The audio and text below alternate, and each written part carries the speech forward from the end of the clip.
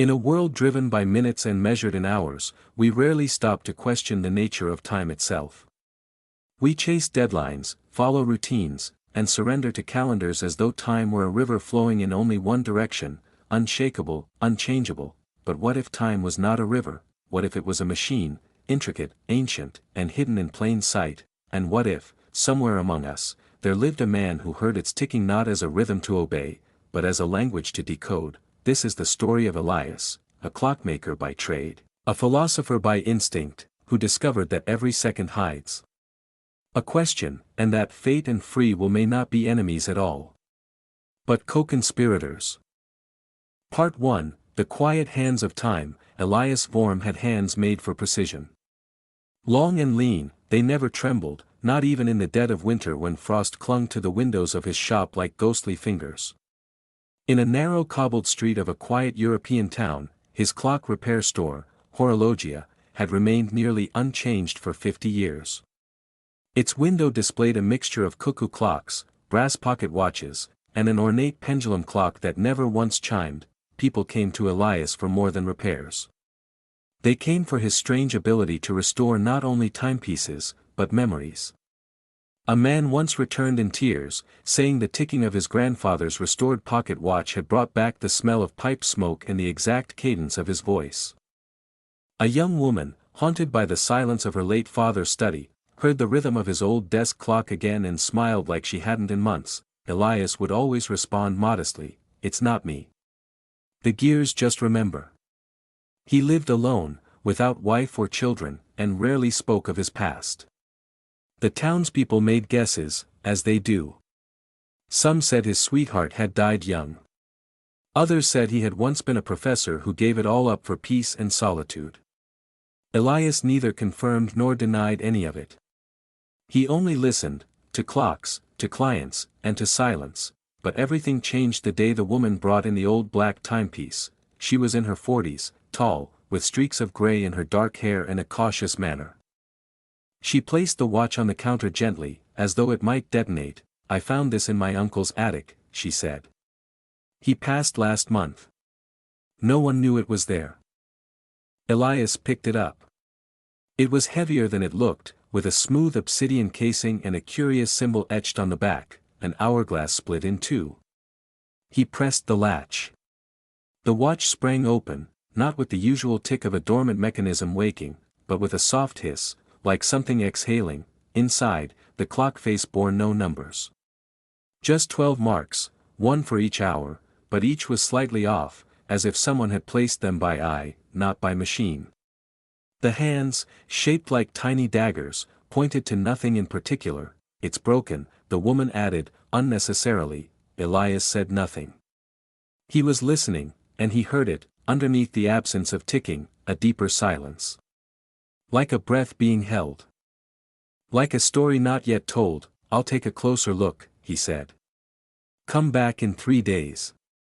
She nodded and left, the bell above the door ringing twice. Elias didn't wait. He took the watch into the back room, where his most delicate tools lived. He placed it under his magnifying glass, disassembled it with the tenderness of a surgeon. Inside, he found no ordinary mainspring, no flywheel or jewel bearings. Instead, he found a paper, rolled tight and tucked into the chamber where the spring should have been. He paused, heart suddenly louder than any ticking clock. Carefully, he unrolled it. It was yellowed with age, but the ink was sharp and black. The handwriting, looped, methodical, filled the page with only a few lines. "Elias will open this at 3:12 p.m., October 7th, he looked up at the wall clock. 3:12, October 7th, he stood perfectly still, the paper trembling in his fingers now. Who had written this? How had they known?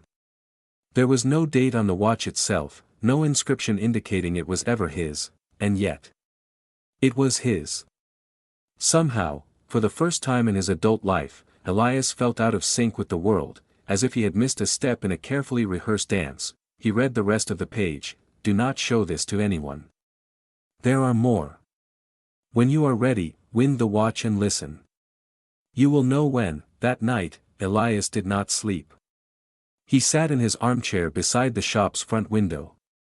The black watch cradled in his hands. It was cold to the touch, like it had been buried in snow. The fire in the hearth crackled softly, casting orange shadows on the wood-paneled walls. All around him, clocks ticked, each in their own rhythm, yet somehow in harmony. The black watch remained silent. He wanted to wind it. But something held him back. Not fear exactly, though fear hummed at the edges. It was more a feeling of reverence, like he was standing at the edge of a sacred ritual and needed to prepare his soul before crossing. In the morning, he made tea, opened the shop as usual, and tended to the day's customers. But his thoughts were far from balance wheels and pendulums. He kept replaying the line, "You will know when." That night, at precisely midnight, he wound the watch. At first, nothing happened. Then the watch began to tick, but it was not the ordinary tick-tick of seconds passing. It was irregular. Almost like speech, tick, tick, pause, tick-tick, pause, tick, pause, tick-tick-tick. He stared at it, wide-eyed. It reminded him of Morse code. He ran to his bookshelf, pulled down an old naval communication manual. Sitting under his work lamp, he began transcribing. What emerged sent chills down his spine. The clock turns. So do you. The next message came hours later. Tomorrow, a man will ask for a broken compass. Give it to him. He laughed aloud, a bit hysterically. There were no compasses in his shop. He didn't sell them. He hadn't repaired one in decades, but the next day, at 10:14 a.m., a man in a long tan coat entered the shop and asked, "Do you happen to have a broken compass? Any kind? It's for an art project." Elias froze. He nearly dropped the screwdriver in his hand. Then, without knowing why, he walked to the old cabinet in the back, where he kept odd pieces from long-dead clocks, and pulled out a small brass object. It had no needle. He had no memory of putting it there. The man smiled, paid with a crisp bill, and walked out whistling. That night, Elias poured himself a glass of dark red wine and stared at the black watch. It sat quietly on his table, its lid closed now, but still ticking faintly. He whispered to it, "Who are you?" The next message came 3 nights later. Elias had just finished his evening tea, the kind with bergamot that reminded him of rainy afternoons in Lyon, when the ticking began to shift again, faster, more erratic. He knew the rhythm now. Sat down with notebook in hand, and transcribed the code. You will meet her again. In the library. Don't ask how she found it. He blinked. Her, the woman with the gray-streaked hair, the one who had brought in the black watch, had not returned since that day. She'd left no name, no number. And he had never asked. Again, that word sat uneasily in his chest. Had they met before? If so, it was buried too deep in the sands of memory for him to grasp. But the library? That was clear enough. The next morning, he dressed in his best wool coat and scarf, pocketed the black watch, and made his way to the town library.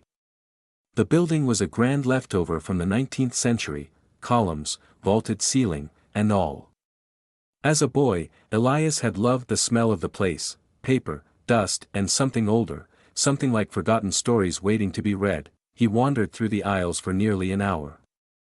Nothing, until he reached the philosophy section. There she was. Browsing a shelf labeled metaphysics. Same coat, same quiet demeanor.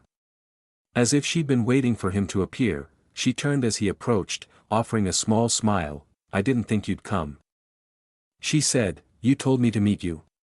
Elias asked, baffled. "No," she replied. "You told me." He stared at her, trying to process that sentence. She reached into her satchel and pulled out a small, square envelope. A single word was written on the front in that same looping script, "Deliver." She handed it to him. "I found this tucked into a book in the attic. Same handwriting as the note you found in the watch. It said I'd give it to you in the library." Elias opened the envelope with trembling fingers. Inside was another message. "Some clocks are not built to measure time. They are built to reveal it. You may not remember me. But I remember you. You were always better at forgetting." Elias looked up at her. "Who are you?" I don't know anymore, she admitted, looking down. But I think we're part of something. Something that began long before this watch ended up in my uncle's attic. They sat in the back corner of the library, beneath a stained glass window of Kronos holding an hourglass. Elias told her everything, the code, the compass, the eerie precision of the predictions. She listened without flinching. Do you believe in fate? He asked her finally. I believe, she said slowly, that if you ask whether you have free will, you're already using it. That night, Elias dreamed of gears, not mechanical ones, but celestial, orbits and alignments clicking into place like pieces of a divine puzzle. And in the center stood a massive watchtower made of mirrors, each pane reflecting a different version of himself. He awoke at dawn, gasping. The watch was ticking again. Return to the place of the fire. Bring the mirror. He stared at the message for a long time. There was only one fire that mattered, the night his childhood home burned down, decades ago. A fire no one had ever explained.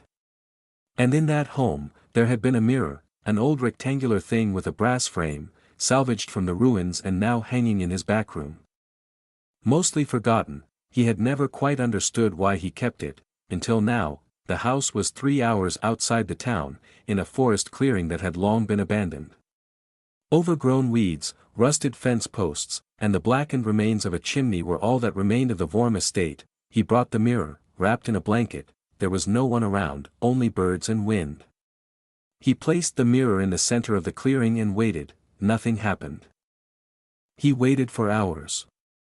Watched the light change from gold to gray to the indigo of twilight, and just when he considered leaving, a figure emerged from the trees, not a person, but a child, no more than 10 years old. Pale, barefoot, and quiet as a thought. The boy walked to the mirror and stared into it. Elias wanted to speak, but couldn't. The boy turned to him. His eyes were green, his own eyes. You left something here, the child said. What? Your beginning. The boy touched the mirror. It shimmered, not like glass, but like water. Then the boy stepped through and disappeared. Elias stood frozen. The watch in his pocket burned against his chest. He did not follow. Not yet. Instead, he sat beside the mirror until dawn broke, his breath visible in the cold, clean air. He felt something inside him rearrange, not a revelation, but a realignment. Somehow, he knew, the messages weren't just instructions. They were memories. Messages from himself. From a version of him that had already lived parts of this life. A recursive loop, a Mobius strip of experience feeding itself forward and backward. Back in town, the shop felt different. Not haunted, but charged, like every ticking clock was a heartbeat, and he was hearing them for the first time. He began to keep a journal. Recording the watch's messages, yes, but also his feelings. His dreams. His doubts. Days passed without a new transmission. Then a week, until, finally, the ticking returned. You have until the eclipse. After that, choice becomes consequence. What you know is only what you're allowed to forget. In the weeks that followed the mirror encounter, Elias found his daily rituals hollowed out.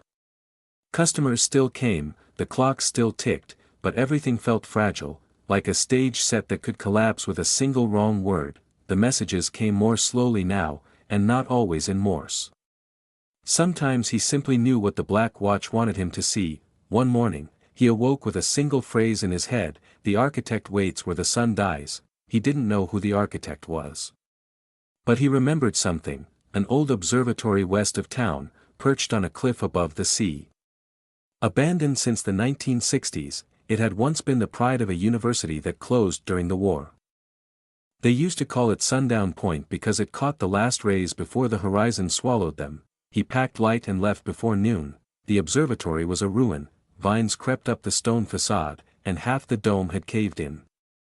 The telescope was gone, only a rusted mount remained, pointing blindly at the sky. But inside the central room, shielded from wind and rot, was a table, and on it, a letter. Waiting, Elias opened it. The paper was crisp. The handwriting unmistakable: welcome, Elias. You are now closer to the axis. This place recorded time, but it was never meant to measure it. That was our error. The architect failed, as all men do, but the design was not lost. Look beneath. He searched the floor. Beneath a cracked tile in the center of the room, he found a metal box. Inside, a small map, drawn in ink. A series of spiral lines led to a mark, nadir, in the corner, a symbol, the hourglass split in two, the same one etched into the black watch. That night, Elias couldn't sleep. He dreamed of gears again, but now they weren't mechanical or celestial, they were biological. DNA strands, double helices spinning in perfect symmetry. Inside them, faces. His own. The boy. The woman. The man with the compass. All part of some genetic equation repeating itself across generations. He woke with a sharp cry, the sheets soaked in sweat, the black watch was ticking again. Time is not a river. It is a machine. You are inside it. Free will is the illusion the machine needs to function. Elias reeled. For a man who had always believed in craft, in agency, this was a heresy. And yet, it explained things. The coincidences. The dreams. The watch, knowing not just events but him.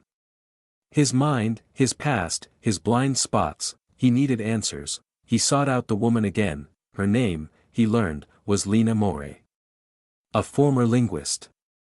She had once worked for a think tank that dabbled in neurotheology and metaphysics, before it had been quietly shut down.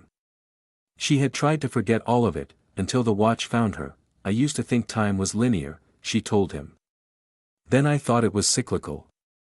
But I think the truth is worse. I think it's self-writing. A book that edits itself as you read. Then what are we? Elias asked. Margins, she said softly. Notes in the margins. They returned to the observatory together. Elias showed her the map. She traced her fingers over the spiral, eyes narrowing. This is Fibonacci, she said. But inverted. Like time unwinding instead of building. They followed the map. It led them inland, through forest paths and up an ancient stone stair carved into a cliffside. At the top, a plateau. Empty, except for a circular stone platform, worn with age, in the center, a pedestal. And on it, another timepiece. This one was made of silver and glass, but it bore no hands. Only one thing moved inside it, a thread of light, spiraling slowly from the center outward. And around the edge, etched in delicate script, to understand the clock is not to escape it. To build the clock is not to rule it. But to see the clock. That is the beginning. Lena stepped back. I think this is nadir. Elias stared at the device. His pulse raced. This isn't just a message, he whispered. It's a piece of the machine. That night, back in town, Elias sat before the mirror again. He had placed it in the shop's front room now, across from his workbench. Its frame shimmered in candlelight, its glass as still as a frozen lake. The black watch had not ticked all day. Until midnight. Your choice is near. Not between paths, but between beliefs. Will you be a part? Or a maker? He began building again, not clocks. Something new. He designed a device, half from memory, half from the journal he had begun filling with sketches and theories. It had no name. A spinning ring, encased in glass, powered not by springs but magnets. At the center, a chamber just big enough to hold a watch. When it was complete, he placed the black watch inside. The ring spun slowly. He heard a sound, not ticking, whispers, dozens of them. Layered, indistinct at first, then clearer. Not ready. You turned back. He needs to see the end. Elias gripped the edge of the table. What are you? He whispered, and the watch answered, not in Morse, not in ink. But in speech. A voice, deep and strangely familiar, you. The next morning, the whispers were gone. The black watch lay still inside the device Elias had constructed. its glass dark as obsidian, its gears no longer visible. He dared not remove it. Whatever he had activated, whatever layer of reality he had pierced, was still unfolding, unseen. Lena returned that afternoon with a map, not a normal one. A celestial chart. This is from the Vatican archives, she said. A friend owed me a favor. It's a model of planetary alignments during ancient eclipses. And look. She pointed to a section dated 247 CE. Same symbol as the one on your watch, the divided hourglass. Elias took it in. What happened during that eclipse? She hesitated. According to a suppressed account by a Roman astronomer named Gaius Plinius, the sky darkened, yes, but also reversed. Birds flew backward. Water ran uphill. Time distorted. He called it fractio temporis, a break in the clock. Elias felt the word catch in his chest, fracture. Lena nodded. He believed it wasn't natural. That someone, or something, had triggered it. That night, Elias sat before the mirror again. Candlelight flickered on the frame. The shop was quiet, the clock silenced. All except the black watch. It ticked once, then twice, then spoke. You are approaching the fulcrum. Memory is a mirror. Break it, and you may see what lies behind. He didn't sleep. He sat at the mirror, watching himself fade into the glass, until dawn began to peel away the night. The eclipse was 6 days away. He and Lena worked furiously. They mapped their experiences, cross-referenced messages, and read obscure texts that blurred the line between mysticism and physics. They identified other sites, nodes, they began to call them, where time had been known to bend, ancient temples, catacombs, certain forgotten libraries in Prague and Kyoto. Each bore some variant of the hourglass symbol, each contained fragments, either of devices, accounts, or dreams. I think this is a network, Lena said one night. Not machines, but interfaces. Access points for whatever this temporal structure is. A machine, Elias said slowly, that believes itself to be the world. She looked at him. Or one that became the world. On the fourth night, something changed in Elias's dreams. He no longer dreamed of gears or mirrors. He dreamed of doors. Some open. Some closed. Some sealed with fire, others with silence. And in the center, a door shaped like the watch itself, round, ticking, waiting, behind it, himself, older. Worn. Eyes ringed with both knowledge and loss, the man looked up and whispered a single phrase, you must choose which version of you survives. The next morning, Elias found Lena staring at a sheet of paper on his desk. It was a letter. In his own handwriting, he did not remember writing it. It read, if you're reading this, you've reached the cusp. What you think is fate is merely inertia. What you call free will is pattern recognition. But here, now, you may become something else. The paradox is not time. It's you. Beneath the letter was a name, the architect. He looked at Lena. She shook her head slowly. You didn't write this, she said. But maybe. A version of you did. That night, they returned to the observatory. The eclipse was near. The silver glass device at nadir was humming now. No hands moved. But the spiraling thread of light had grown brighter, pulsing like a heartbeat. Elias placed his hand on it. A jolt of heat passed through him. Not painful. Familiar, and then, flash, he was elsewhere, the same room. But younger. Lena was not there. The world outside was dusk, but different. The colors too vivid. The stars too bright, and the watch, in his hand, ticking. But in this version of himself, he wore a robe. Symbols down the sleeves. A long scar across his cheek. He turned and saw himself, a second Elias, working at a table, carving what looked like another watch from some kind of crystal. Is this the past? He asked aloud. The second Elias looked up. Did not react. As if he were a phantom, but then, he spoke, not aloud, but directly into Elias's mind. you are not the first. You are not the last. But you may be the chosen version. If you pass through the hourglass. Elias blinked, I don't understand. You will. Or you won't. And that, too, is part of the design. The room vanished, he awoke on the observatory floor, Lena was beside him. Eyes wide. You were gone for minutes. But your watch didn't move. Elias clutched the black watch. It was warm, the eclipse was tomorrow, that night, he wrote in his journal, time is not the enemy. Ignorance is, we were taught to follow the arrow. But what if the arrow is a choice, what if the past is not behind us, but beside us, and the future not ahead, but within? The morning of the eclipse came with stillness.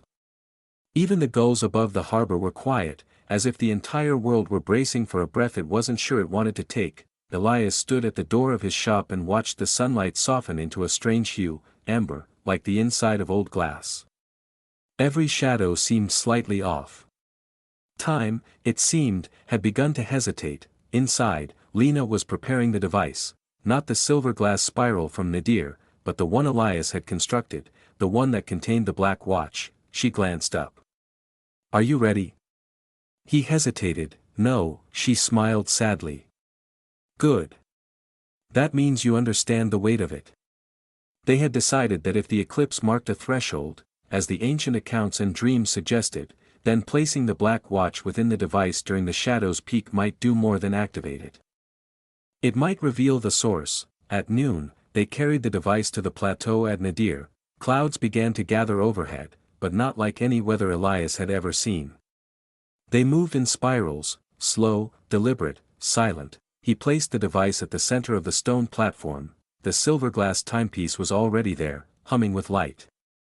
As the two came within feet of each other, both began to glow, one with warmth, the other with a cold luminescence. Lena stepped back.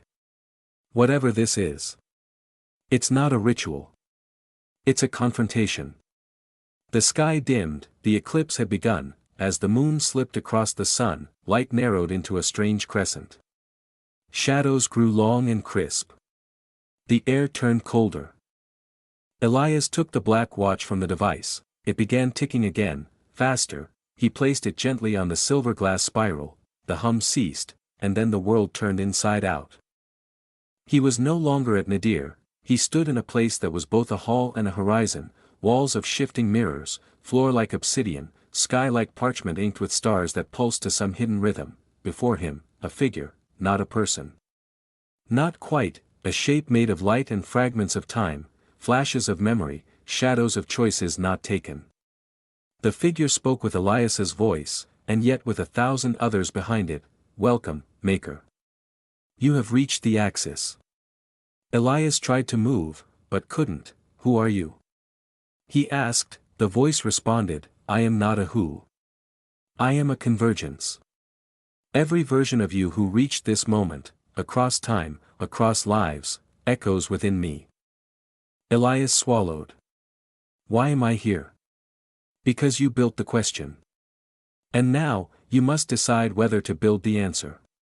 The mirrors around him shifted, scenes flickered across them. Elias, as a child, choosing not to run when the river broke its banks. Elias, older, refusing to leave his mother's bedside as she passed. Elias, in another world, alone, sealing away a watch inside a chamber deep beneath a frozen city. Thousands of versions, some noble, some broken, some monstrous, all him. The voice spoke again. Fate is the shape your choices draw from a larger form.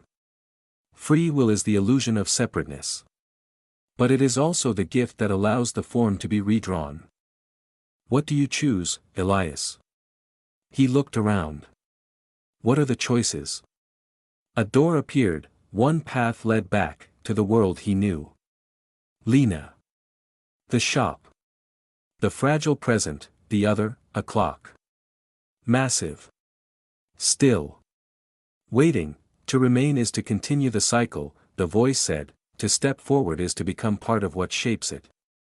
Elias looked down. The black watch was in his hand, still ticking. He remembered what the mirror self had said, you must choose which version of you survives. he turned toward the clock, and stepped through. He did not die, he did not dissolve, instead, he awakened, in Lena's arms, back at Nadir. The sky was bright again. The eclipse had passed, he sat up. The black watch was gone, but in its place, around his wrist, was a new timepiece, simple. Silent, no ticking, just a smooth face of silver. Lena looked at him. "You were gone," she whispered. "But not absent." The air changed. He nodded slowly. "I saw it." "Saw what?" "The design. The mechanism behind the mechanism." She searched his face. "And what did you choose?" He raised his wrist. "I chose to remember." They descended the mountain in silence. The clocks in the shop ticked as they always had. Customers returned. The days flowed, but Elias was changed. He began writing, not as a craftsman, but as a chronicler. Recording what he'd seen. Creating a map for others who might reach the axis. He called the journal, the Fracture Manuscript. One day, a boy came into the shop. He didn't say his name, but he wore a small, old watch, black casing. No ticking. He placed it on the counter and looked at Elias. "I think it's broken," the boy said. Elias picked it up. It ticked once. He smiled. "No," he said. "It's just waiting." Years passed. The city grew older, quieter. The streets narrowed, though Elias suspected it was more his perception than the bricks themselves. The clock shop remained. People came and went. Lena stayed, and the silver watch on Elias's wrist. It never ticked, it didn't need to. He had begun to understand time differently now, not as something to be followed, but as something to be listened to. A silence filled with potential. A rhythm beneath the rhythm. Every morning he would wind a different clock, not to measure time, but to keep a promise. The boy with the black watch never returned, but others came, strangers with unusual timepieces, inherited from relatives they had never met. Devices with unfamiliar symbols. Gears that clicked in impossible ways. Each one, Elias recognized. Variations of the artifact. Echoes. He logged them all in the Fracture Manuscript, and slowly, a pattern emerged. Each person who brought a timepiece had experienced something strange, time lost, memory shifted, moments of overwhelming clarity or déjà vu.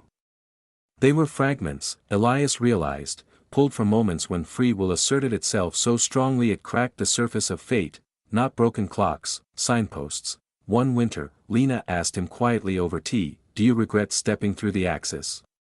He looked out the window, where snow fell in clean, patient spirals. "No," he said. "But I don't know if that's my answer. Or one I've always given." She tilted her head. "That sounds like surrender." He shook his head. "No. It's recognition. There's a difference." Later that night, Elias returned to the observatory. He hadn't climbed Nadir in years. His legs ached. His breath came hard, but when he reached the summit, he found the silver glass device still waiting, untouched. Unaged, it hummed faintly, like a violin tuning itself in the dark. Elias sat beside it and placed his watch on the stone. "Am I still part of the machine?" he asked aloud. "Or have I stepped outside it?" No answer, only wind, and then, the device flickered, images danced in the air above it. Not of time, but of choices. His mother's smile, the moment before she passed, Lena, asleep in a chair beside a fire, the child with the black watch, each frozen moment hovering like a question, and then, himself. Standing. Watching. Choosing. Elias closed his eyes. He understood. The next day, he wrote a final page in the Fracture Manuscript. There is no war between fate and free will. Fate is the canvas. Free will is the brush. The mistake was ever believing they were rivals. They are partners. Intention, yes, but not opposition. We are not victims of design. We are the designers of response. He closed the journal, sealed it with wax, and left it in a box beneath the shop's floorboards. Someone would find it. When they needed to, on his last night, Elias didn't wind the clocks. He sat in his chair, hands folded, eyes open, the silence filled the room like light, not empty, expectant, and then, a knock at the door, not loud, not urgent. He stood and opened it. Outside, the night was still, no one was there, only a single, ticking sound. He looked down, at his wrist, the silver watch was ticking, just once, then again. He smiled, and stepped outside. Years later, Lena stood in the shop. She ran it now, of course. The clocks were hers to tend, the visitors hers to greet. A boy, no older than 10, entered one day with a wooden timepiece carved in a spiral pattern. No hands. Just a small piece of crystal in its center. It belonged to my grandfather, he said. It doesn't do anything. Lena took it gently, turned it in her palm. It doesn't need to, she said. She opened the drawer below the counter, where Elias's watch rested, silent and perfect. Then she smiled at the boy. Tell me, she asked, have you ever heard of the clockmaker's paradox? In the end, Elias was never just a clockmaker. He was a seeker of meaning in the machinery of time, a man who stood at the edge of fate and chose not to escape it, but to understand it, shape it, and walk with it. He discovered that free will is not the power to break the rules of the universe, but the quiet courage to respond with intention, even when the outcome is uncertain. That fate is not a prison, but a landscape, painted in shadows and light, and it is our choices that bring it into focus, and perhaps that is the paradox. We are not merely moved by time, we move with it, not as passengers, but as co-authors. So when the clocks tick, and the days pass, remember the silence between the seconds. It is there that your truest choices live, because in the space between fate and free will, we become human.